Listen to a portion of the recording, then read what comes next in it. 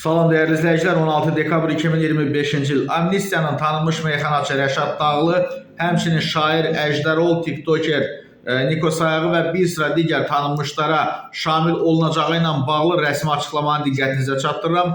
Xəbəri axıra qədər izləyin zəhmət olmasa və burada üstə gəl işarəsinə vurub kanalımıza abunə ola bilərsiniz. Değerli izleyiciler, xəbər verdiyimiz kimi Azərbaycan Respublikasının Prezidenti İlham Əliyev növbəti humanist addım ataraq Milli Məclisə müzakirə üçün amnistiya aktı layihəsini göndərib və aktın ümumilikdə 20 mindən çox şəxsə şamil ediləcəyi gözlənilir. Bunlardan 5 mindən çox məhkumun azadlıqdan məhrum etmə cəzasından azad ediləcəyi, həmin cəzaya məhkum olunmuş 3 mindən artıq şəxsin cəzasının azaldılacağı, 7 mindən çox məhkumun azadlığının məhdudlaşdırılması cəzasından, yəni qolbaq və s. yəni ev dustaqlığı, 4 minə yaxın məhkumun azadlıqdan məhrum etməklə bağlı olmayan digər cəzalardan və ya şərti tətbiq edilmiş cəzalardan, habelə mindən çox şəxsin cinayət məsuliyyətindən azad ediləcəyi proqnozlaşdırılır. Mövzu ilə bağlı bizim mediaya danışan Azərbaycan Respublikasının Prezidenti yanında Əfv Məsələləri Komissiyasının üzvü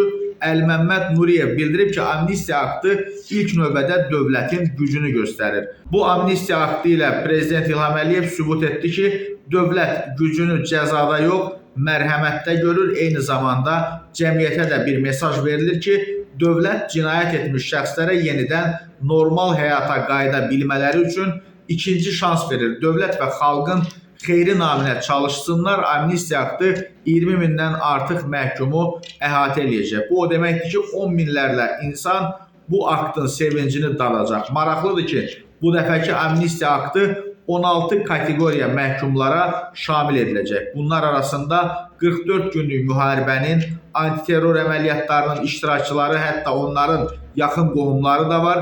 Əminəm ki, möhtərəm prezidentin bu təşəbbüsü cəmiyyətimiz tərəfindən sevinclə qarşılanacaq. Yeni il və dünya Azərbaycanlılarının həmrəyliyi günündə bu ən gözəl bayram hədiyyəsi olacaq. Sosial şəbəkələrdə yayılan məlumatlara görə amnistiya aktı bir çox tanınmış simalara, sabiq məmurlar, o cümlədən Əmək və Əhalinin Sosial Müdafiəsi Nazirliyinin aparatının rəhbəri Əjdərol, meyxanaçı Rəşad Dağlı, Niko Sayağı ləqəbi ilə tanınan tiktoker, bloger Nicat Şakirliyə də şamil oluna bilərmi? Bəs bu amnistiya aktından yararlananlar siyasında hansı tanınmış şəxsləri görə bilərik? Müsahib bildirib ki, xüsusilə ağır cinayət törətmiş və vətənə xəyanət etmiş şəxslərə amnistiya şamil edilməyəcək. Amma digər maddələrlə məhkum olunmuş şəxslər bu amnistiya aktından yararlana biləcəklər. Bu məsələ ilə bağlı konkret ad çəkmək çətindir.